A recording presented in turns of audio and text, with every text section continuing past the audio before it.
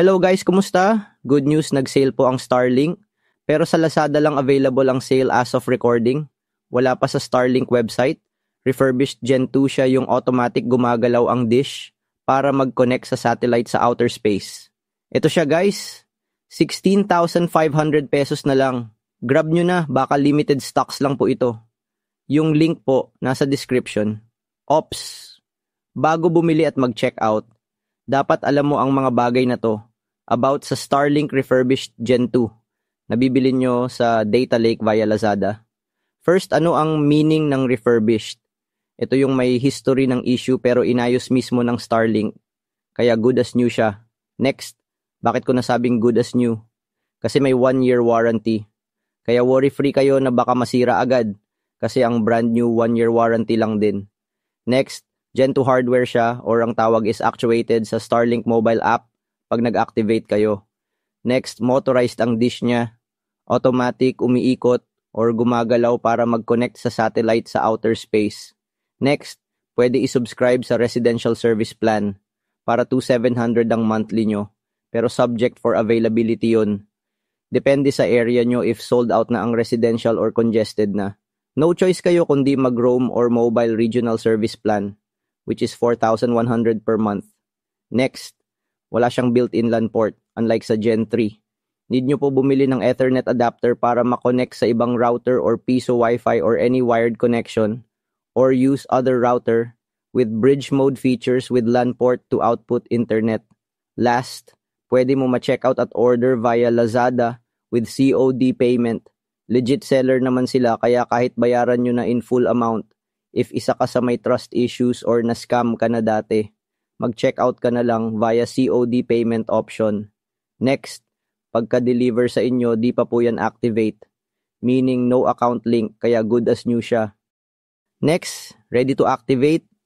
Pwede kayo mamili ng residential or roam service plan and pwede maset under sa name, email at mobile number nyo ang Starlink account. Mas okay to kaysa bumili sa ibang tao kasi no guarantee if may warranty pa ba.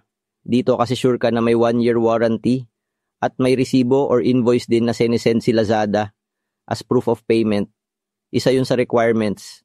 Pag nag-claim ka ng warranty kay Starlink if sa authorized retailer kayo nakabili ng Starlink. Message nyo lang ako if need nyo ng help or unsure kayo paano i-activate ang Starlink Gen 2 refurbished na nabili nyo once na deliver na sa inyo. Ito yung FB Messenger ko. Na-add ko na din sa description. Then if hindi ka naman maka-order sa Lazada, wala kang app or wala sa option yung province nyo when setting delivery address. Meaning nun, di pa cover yung area nyo ng Lazada courier. Don't worry, may solution ako dyan. Pwede ko kayo i-order, then I ship ko directly sa inyong address via LBC or JNT. Pwede din kayo mag-avail ng package ko. I order ko kayo, then i-activate ko na din. Under, syempre sa name, email, at mobile number nyo. Tapos, if may na-encounter kayong issue, syempre i-help ko kayo. Troubleshooting at pag-claim ng warranty in case defective. Kasama yun sa package ko. Then may discount din kayo sa Microtic Hex with filtering. In case gusto mong gamitin sa piso Wi-Fi. Dahil alam mo na yung dapat mong malaman about Starlink Refurbished Gen 2. Pwede ka na po mag-decide if mag-order din kayo. Yung product link po nasa description. If unsure kayo paano mag-order, message lang sa FB Messenger. Iisa lang po ang FB Messenger ko yung may blue badge. If gusto mong malaman ng kaibahan or differences ng Starlink Refurbished Gen 2 sa Starlink Gen 3, ginawan ko din ng comparison. Tara, simulan na natin. Nga pala guys, huwag niyo kalimutang i-like yung ating video at mag-subscribe din. Salamat. Teka, bago pala natin i-compare ang Starlink Refurbished Gen 2 sa Starlink Gen 3, gumawa na ako ng video about my 1-year experience using Starlink Refurbished Gen 2 kasi nag-sale na po siya dati sa Starlink website. Ito yung thumbnail na video ko. Panoorin natin yung summary ng pros and cons ko using Refurbished Gen 2. Ito base sa experience ko. Start na tayo sa Starlink pros or yung advantages. Unang-una dito is easy to set up. Install mo lang yung Starlink mobile app, then config, then scan obstruction, wait mo lang mag-calibrate. Once online na yung status, meaning nun done na yung setup. Ganun lang kasimple. Reliable internet. So, ang speed niya is 100 to 200 Mbps. Napaka okay niya sa remote work, lalo na sa end ko. No lag siya sa CODM, Call of Duty Mobile at Mobile Legends. Then, good for streaming siya. Na-test ko na rin siya during Typhoon. So, kahit signal number 1. Andito yung review ko dati sa aking previous video. Para makita nyo yung testing at performance. Work anywhere. So, ito yung para sa akin na experience ko dahil may remote work ako. Need ko lang ng Starlink, laptop, power source. Pwede ding generator or power bank na malakas. Then, yung open area na paglalagyan ko ng Starlink, karaniwan sa bubong ko naman lang yan linalagay. Then, more time to relax din ako, less travel time pag magbabakasyon. Hindi ko na kailangan mag-file ng leave ng mahaba. Hindi ko na kailangan mag-travel kasi malapit na kami dun sa area. 1 year warranty. So, if yung Starlink nyo defective pagkarating or within 12 months or 1 year may nasira or hindi gumana or nag-malfunction, pwede nyo yung i-report sa support para palitan nila ng bago. Basta under warranty. Make sure pala na alam nyo yung scope and limitation ng warranty. Para malaman nyo yung more about warranty, pwede nyo i-check yung previous video ko. Yung link nasa description. So, ayun guys, nakakatulong ako sa ibang Starlink clients na gustong mag-order ng Starlink. May iba kasing customer na no idea paano mag-order online. Ayun, pwede ko silang tulungan sa pag-process ng order. Direct sa name nila yung Starlink account and email address. Hihintayin na lang nilang dumating. Then, nagpa-process din ako ng billing para sa mga walang card. Then, account recovery. Yung nag-order sila tapos hindi nila ma-access yung account. Tinutulungan ko rin sila. Then, another is transfer ownership. Ito yung halimbawa, bumili siya dati tapos gusto niyang ibenta. Another is yung Starlink Silicon Valley activation. Yung mga nag-order sa or bumili sa Silicon Valley, nag-activate din ako nun guys. Message nyo lang ako if need nyo ng help doon. Next naman natin guys is business opportunity. So, mostly ito para sa mga client ko. Kasi mostly ng clients ko, ginagamit nila yung Starlink for piso Wi-Fi, piso net, hotspot voucher, Wi-Fi upgrade sa kanilang shop or resort or anything basta related sa business nila na mabagal yung wifi nila, gusto nila mag-upgrade. Then yung iba P2P internet setup, ito yung sinishare nila. Halimbawa, halos buong barangay kailangan nilang lagyan ng internet. Makonsider ko silang risk taker. Alam nila yung terms of service. Then may solution kami para sa bandwidth management at filtering gamit ang Microtech para malimit, para ma-filtered yung internet connection. Ayun guys, tamang-tama to sa may mga piso Wi-Fi business o piso net business or voucher type. Kailangan nyo na to. Order lang kayo. Yung link nasa description.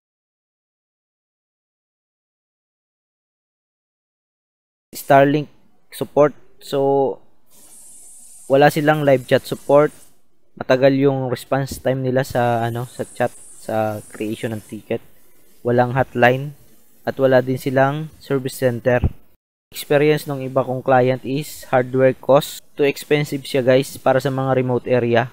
Kasi yung main target talaga ng Starlink, mostly mga remote areas, which is kadalasan hindi naman nila afford yung ganong price ng hardware. Kaya hindi ko rin masisisi yung iba, kaya tayo sila ng piso Wi-Fi business or P2P para magbigay sila ng services na mas mura and afford. Another cons dito is yung service plan, which is mahal pa rin. Kaya naiintindihan ko yung may mga piso Wi-Fi business, lalo na yung mga nasa remote area na kailangan online class. Kailangan nila ng stable internet. So, hindi naman nila kayang i-afford yung ganong pricing and monthly plan para lang sa pag-aaral. Kaya, hanga din ako sa may mga piso Wi-Fi kasi risk taker sila. Bawal mag-torrent. So, mahigpit dito ang Starlink sa mga copyrighted contents like movies, software, music, and others. Kaya dyan, may solution kami gamit ang Microtech with filtering. So, ang features nito, anti-torrent, anti-ISP detect, anti-DDoS, anti-high downloads, anti-Starlink stow, at gaming priority. Para all-in-one na sa Piso Wi-Fi business. Parang ganito yung diagram, guys. Another cons dito, guys, is pwedeng ma-stow at sleep pag may nakakonect sa inyong Starlink na router Wi-Fi. Tapos meron din silang Starlink mobile app. Hindi pa siya ganun ka fully secured. Pero don't worry, guys. Meron kaming solution dyan. Gamit lang tong Microtech with filtering. Then ito yung last na cons, Starlink billing. Minsan kasi may card na hindi ina-accept or hindi nagsasucess sa pag-process ng billing. Or minsan wala silang card or Maya virtual card. Lalo na yung wala pang IDs. So, kaya nagpa-process din ako ng billing. If need nyo ng help related sa Starlink or Microtech router with filtering, message nyo lang ako sa Facebook. Or mag-comment kayo dito sa video na to. Salamat. Ano sa tingin nyo? Sulit or worth it ba ang Starlink refurbished Gen 2? Comment down below or check out na. Yung product link po nasa description. If unsure kayo paano mag-order, message lang sa FB Messenger. Iisa lang po ang FB Messenger ko yung may blue badge. Ito po ang comparison ng Starlink Gen 3 at refurbished na Gen 2. Nagawan ko na din siya ng video dati. Ito po siya. Ano ba ang pinagkaiba ng Starlink Gen 3 versus Gen 2? Ito yung comparison na na-research ko. 1. Alignment. Gen 3 is manually aligning the Starlink dish with the guide of Starlink app real-time. This is the example.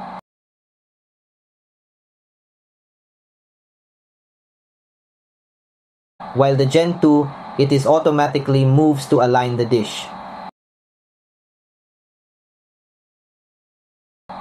2. Field of view. Gen 3 wider in terms of line of sight compared to Gen 2. 3. Mounting. Gen 3 is now using detachable kickstand. It's like a picture frame stand. While Gen 2 is using integrated pole, meaning non-removable to the dish motor. 4. Size. In terms of dimensions, Gen 3 is much wider compared to Gen 2. Gen 3 is 15.07 inches wide while Gen 2 is 11.9 inches wide. 5. Power consumption. I can say it is bit downside of Gen 3. It consumes between 75 to 100 watts while Gen 2 is between 50 to 75 watts. You might need to consider if you are in a solar powered setup. 6. Router compatibility. This the best improvement. Built-in Ethernet ports and already Wi-Fi. 6. Unlike Gen 2, it is using older version. Wi-Fi 5. Also, you don't need Ethernet adapter anymore to connect third-party router to make wired connections. 7. Durability. In my research, it says Gen 3 has more durable cables and no more problem with alignment. Because Gen 2, common problem is wire and the robotic motor being stuck. 8. Wi-Fi range or coverage. Gen 2 is up to 185 square meter only, while Gen 3 provides more coverage, up to 297 square meter. Wi-Fi 6 is the better choice for households with many devices or real-time internet applications like gaming, while Wi-Fi 5 still offers solid performance but is less capable in high-density environments. 9. Box packaging. Mas mainipis na ang box ng Gen 3 compare sa Gen 2. Ito yung features as comparison. Ano sa tingin nyo? Sulit or worth it ba ang Starlink refurbished Gen 2? Or mas gusto nyo yung Starlink Gen 3? Comment down below or check out na. Yung product link po nasa description. If unsure kayo paano mag-order, message lang sa FB Messenger. Iisa lang po ang FB Messenger ko yung may blue badge. Thank you guys for watching. Don't forget to subscribe, like, comment, and share. See you on my next video.